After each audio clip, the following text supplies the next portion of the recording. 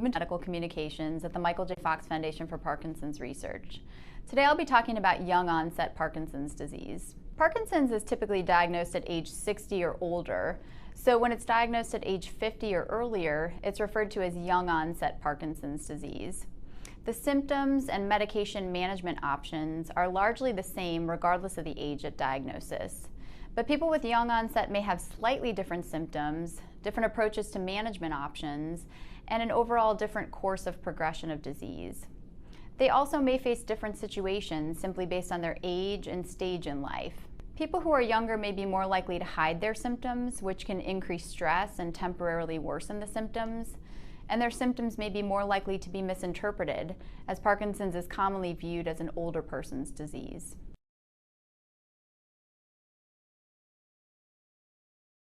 The diagnosis of Parkinson's is based on medical history and physical examination. So when younger people and their doctors aren't expecting a diagnosis of Parkinson's, their symptoms may be attributed to other causes. It's not uncommon for arm or shoulder stiffness to initially be diagnosed as arthritis or a sports injury before Parkinson's is eventually diagnosed. People with young onset also may have slightly different symptoms. They're more prone to developing dystonia, which is an involuntary muscle spasm that leads to an abnormal posture, but they're less likely to experience imbalance or significant problems with memory or thinking abilities, which are known as dementia. People with young onset also tend to have a slower overall progression of disease.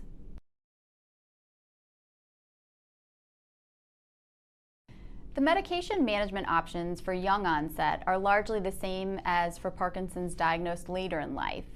However, people with young onset may have slightly different approaches to management. For example, they may try to hold off on starting medications, especially if their symptoms are particularly mild, and they might try to delay the use of levodopa if possible. This is because long-term use of levodopa, combined with longer course of disease, can contribute to dyskinesia, which is involuntary, uncontrolled extra movement. It's important to discuss the pros and cons of all medications, as well as different approaches, with your movement disorder specialist, so that you can come up with the regimen that works best for you and your symptoms. Regardless of the age at diagnosis, it's important for everyone with Parkinson's to stay active. This includes exercising regularly, building a strong healthcare team to support you, and also assembling a strong support system of family and friends. People with young onset often find it beneficial to connect with others who are in similar situations so that they can share their experiences and exchange advice. A lot of people also find benefit from taking an active role in the Parkinson's community. You can do things like participate in a clinical trial, fundraise, or get involved in policy or advocacy.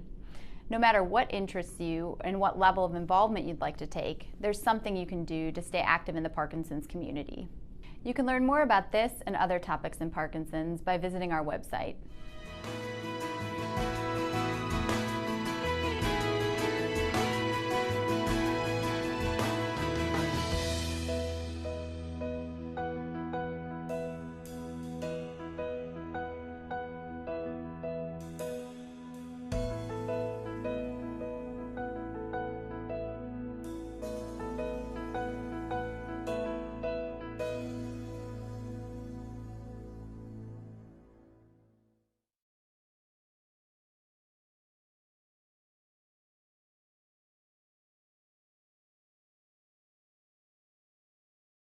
Now to the alarming spread of Parkinson's disease, which struck down Hollywood star Michael J. Fox when he was just 29. Before then, it was thought to be a disease of the elderly, but now more and more Australians in their 20s and 30s are being diagnosed. Tonight, Laura Sparks reports on the search for a cure and what you can do to beat it. It's too young. It just doesn't feel right. I have a long life to live, and to think that I could end up disabled, you know, it's not fair. It's the disease that's not supposed to hit until you're old and grey. Alex Peaky. But it struck one of America's biggest stars, Michael J. Fox, at the height of his career, at just 29. I thought it was BS. There's no way I could have Parkinson's. And now Parkinson's disease is hitting our young Australians. Is as if I have someone else telling my body what to do. I'm just having a spaz. So my brain is not in charge of my own body. It can strike anyone, anywhere, rich or poor, the old and, surprisingly, the young. Parkinson's disease is indiscriminate. 30 people are newly diagnosed with it every day, and of those, 3 of them are under the age of 50. The first thing I noticed was my arm was twitching. It was quite abnormal and I couldn't stop it. Sasha Whitehead is just 33, a young mother of 4 gorgeous children. 15-year-old Jack finds it so hard to believe his mum has Parkinson's disease. It's just hard to see Mum like that, and when it's at her worst.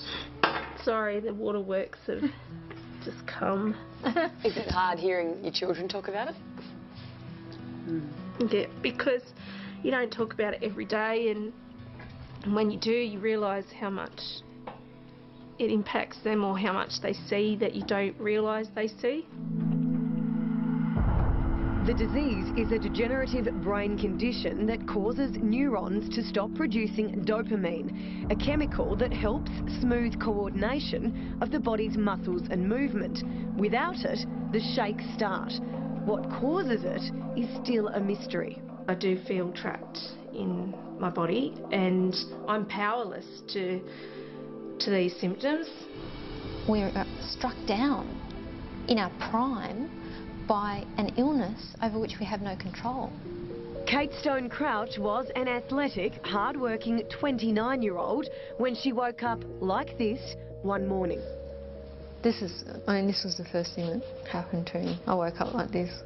While this face spasm is called dystonia, for Kate, it's part of her Parkinson's disease.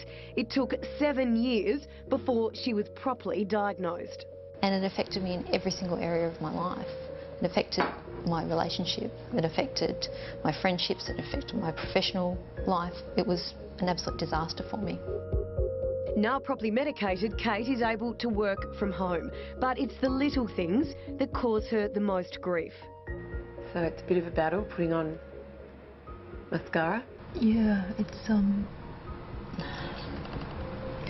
in fact, there you go. It's a physical challenge, shall we say. What do you dream for now? A cure in the next 5 to 10 years. The cure is a holy grail. We all want the cure. Engineer Clyde Campbell runs a successful machinery robotics business. At 43, he was diagnosed with Parkinson's. For myself, I had a promise to myself when I walked out of the neurologist. But before I turned the car on, what were we going to decide to do about it? Are they going to be Clyde with Parkinson's? Funds for research into a cure. The famous sufferer Michael J. Fox and his Fox Foundation. Yeah, very, very inspirational, because you could see behind us what we wanted to be able to do. And it was how to be able to make a difference in other people's lives. Early onset Parkinson's sufferers have one common wish: for people to understand the disease and donate. So their dream of a cure becomes reality sooner, before it's too late. We need to talk about it, and we need to let people know that there are a lot of people out there just like us. So please, can people understand that you do not have to be someone in your 70s or 80s with Parkinson's. You can be my age. That's a remarkable story. If you'd like to find out more about Shake It Up and their fundraising, or to learn more about cutting-edge research, just go to our website. We'll put all the links right there for you.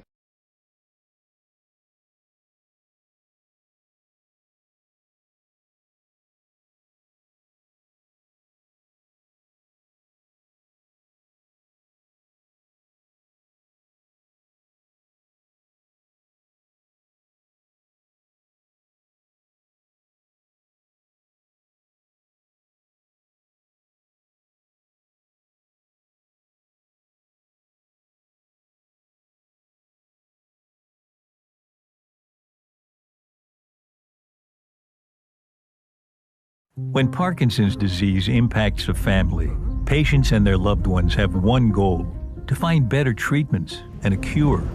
At the Michael J. Fox Foundation, we make it our business to support that possibility in everything we do. Currently, we can't predict or prevent Parkinson's, but imagine a future where your doctor administers a blood test, sees your risk of Parkinson's, and gives you a treatment to prevent the symptoms. This is within our grasp, but we need your help to achieve it.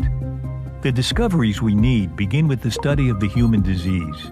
As a patient or loved one, you're the real expert, and the insights you can provide about the disease could be at the heart of the next breakthrough. We still have a lot to learn about why some people develop Parkinson's and others don't, why some people progress quickly and others slowly. Genetics and environmental triggers can play a part in its onset, and aging is the greatest risk multiplier of all. This is the difficulty with Parkinson's. Its complex, individualized presentation is a problem, and yet it offers a possible solution. Not everyone with inherited risk factors is diagnosed with the disease, which tells us there's something in some people's cells that may protect against these problems. The symptoms and progression of Parkinson's affect everyone differently. Some people's symptoms can start with tremors, whereas others have effects such as fatigue and digestive issues before they ever experience a tremor. The answer will be found in all of us, not just those who have been diagnosed with the disease. Even if you don't have Parkinson's, but you're touched by the disease, or if you have characteristic Parkinson's-related symptoms, such as constipation, depression, or a loss of smell, your participation in research could fill in crucial parts of the puzzle. By studying Parkinson's together, with patients and their families participating in research studies, we can build a better overall picture of the disease. One day we'll be able to stop it in its tracks. Until then, let's work together to find better treatments and a cure, and put the Michael J. Fox Foundation out of business.